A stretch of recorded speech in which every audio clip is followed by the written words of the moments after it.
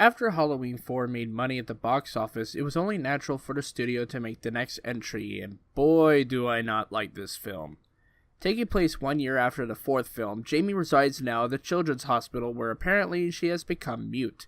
What's the reason for this? Not sure, but I think they were trying to say that because Jamie is exhibiting traits of Michael Myers, that she must slowly turn into him. First by killing her foster mom, and now by losing her voice. Kinda dumb, but it's okay. It's par for the course for this franchise. Also, apparently, Jamie has a psychological connection to Michael Myers through the Thorn cult. Again, stupid. Just like the last film, we don't get enough of Jamie Lloyd to explore. Yes, she has a psychic connection, but it isn't explored properly. The police in this film are very inept. They are the dumbest characters in the entire film. You would think that after nearly 20 years of Michael's terror that they would establish some sort of Myers task force led by Loomis. As far as Myers is concerned, I don't understand his real motivation in the film. Why does he want to kill Jamie? It makes almost no sense. Loomis in the film can't even place what his intentions are in the film. At this point, he is sounding more like a lunatic than anything. Again, going back to the Myers task force, Loomis has been at the forefront of these murders, so why not put him in charge? Why the hell do they believe him? The film has some bad editing, poor dialogue, and dumb characters. It isn't fully enjoyably bad like Season of the Witch, but it's still pretty bad. But just like the last film, the film ends on a cliffhanger where Michael escapes via a mysterious person in dark clothing who wears the same mark as Michael. Who is he? Not answered. Save it for the sequel. Obviously, I'm not a fan of the Jamie Lloyd films. Halloween 5 took its ideas and shoved them into a blender and tried to work with what they got left. It's as sloppy as hell, and it almost doesn't work. I'm going to give Halloween 5, The Revenge of Michael Myers, a D-. So after yet another success at the box office, the rights for Halloween were moved to Miramax and Dimension Films, which makes this Halloween film a Disney film since the company purchased Miramax in 1993. I really hate this film and I see why everyone hates it, even the fans.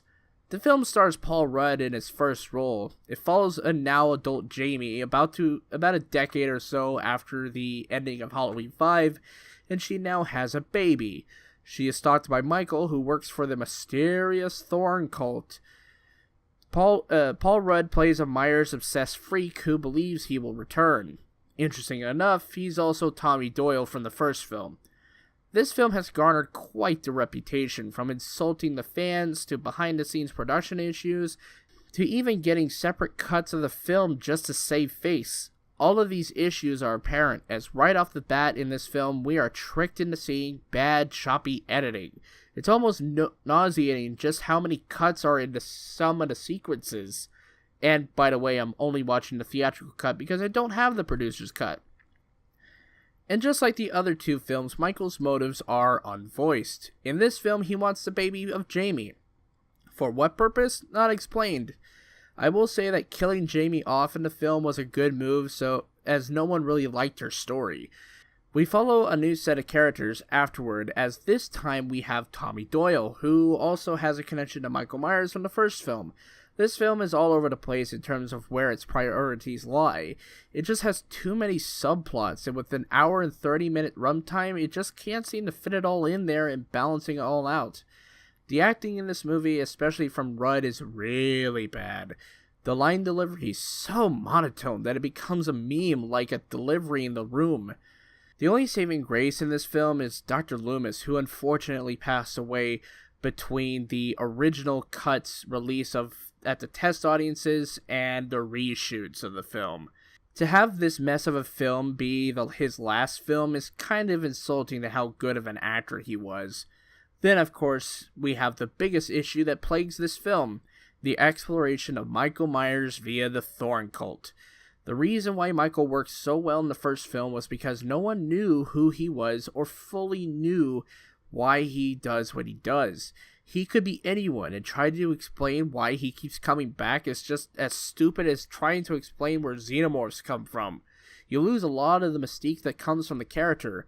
This also lessens his character as we find out that he is controlled by the cult. He works better when he works alone. Most of the characters are bland, and when characters die, it just felt hollow. There is just no weight to this film. The music just sucks in the film with generic scare noises and very little usage of the Carpenter score. One of the biggest things to discuss with this film, however, is the producer's cut. I personally have never seen this cut of the film because I never got a copy of it with the box set. But to a lot of people, this cut is better as it explains parts of the movie more, like the Thorn cult, even if it still is confusing and irritating. Nonetheless, the movie is still bad. From the bad editing choices, writing, lighting work, acting, it is all bad. One would think that the franchise would be dead after all this, but as we all know, franchises can be rebooted. Halloween: The Curse of Michael Myers gets a D-.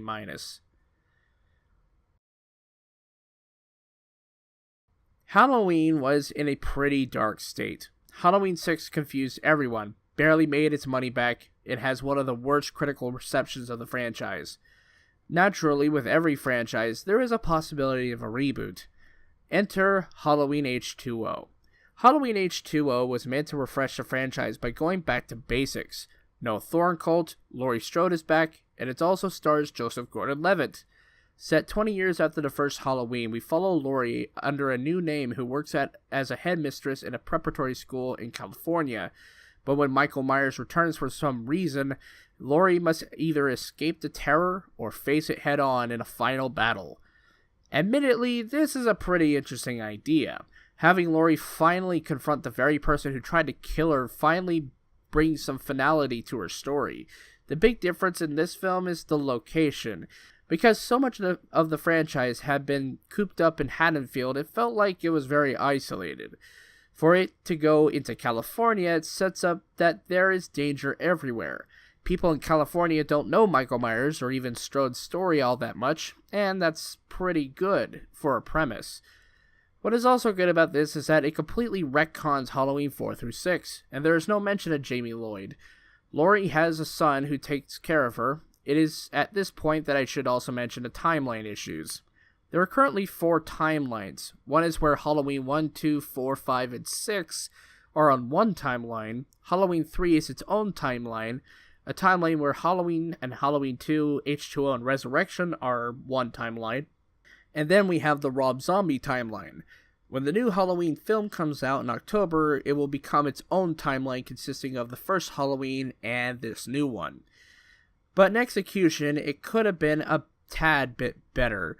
We get to see a little bit about how she handles the traumatic events from that night, how she dealt with intimacy with her new boyfriend, the way she tries to safeguard her son, and all that character stuff is just so great.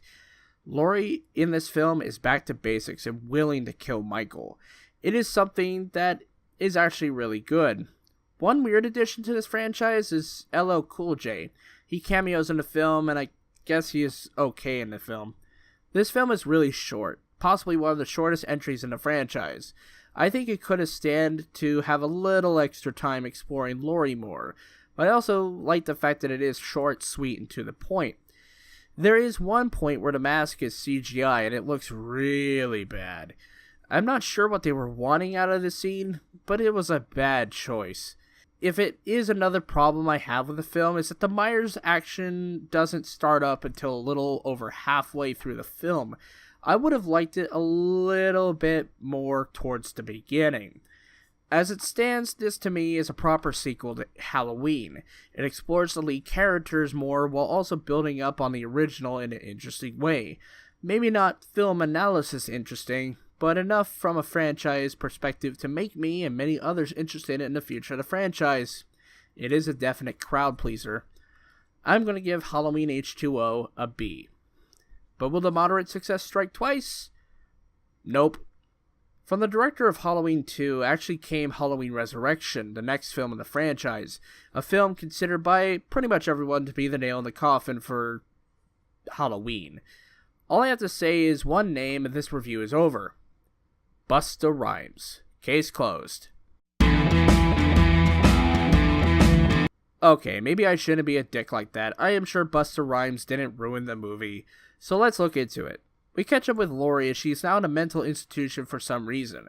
They tell us that the reason why she is there is because she cut off the wrong guy's head thinking it was Michael Myers. Interestingly, this is the best part of the film. However, this part is short-lived as Laurie is killed off in the first 20 goddamn minutes. This would mark the second time that Laurie has died in the franchise, and what justifies the hour-and-a-half running time left? Nothing. Nothing but pain. This opening felt like it would have been an interesting ending to H2O. It could have been the actual definitive ending of the franchise, but instead they let H2O have an ambiguous ending. The true meat of this film is the haunted house reality show, a concept that I don't really much care for. After the main conflict is out of the way, I just lose interest. Unfortunately, the rest of the film just didn't grip me as much as the first 20 minutes. We follow a group of new characters from Haddonfield University. They are new contestants in a reality show called Dangertainment, a show where contestants explore the Myers house on an internet show. Kinda like in a way of, Midnight Madness. Poor taste? Maybe, but it is par for the course for the internet. The characters that we are left with are bland and forgettable, with some pushing to be my most hated character of the franchise. I knew nothing about any of the characters except for Michael. I don't care about any of these characters. The film tries to modernize itself with the use of technology like computers and cell phone messengers. Parts of it felt like found footage, just like Halloween 2, it tries to go after popular trends. So, what were the popular horror films of the 2000s? Blair Witch and Scream. The found footage of the show and the self-aware play factors into the film. It doesn't add much to the overall experience, however. This could have also been a commentary about reality television, which was also gaining speed at a time. But it doesn't work as a commentary, it's just buying into a trend that doesn't work for most people. The editing and cinematography are mediocre at best, and the music is just bad.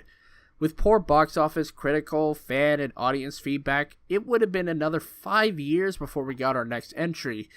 Those films we will talk about in the next episode, but rest assured, viewers, if they didn't like this film, they most certainly didn't like the next few films. I'm going to give Halloween Resurrection an F+.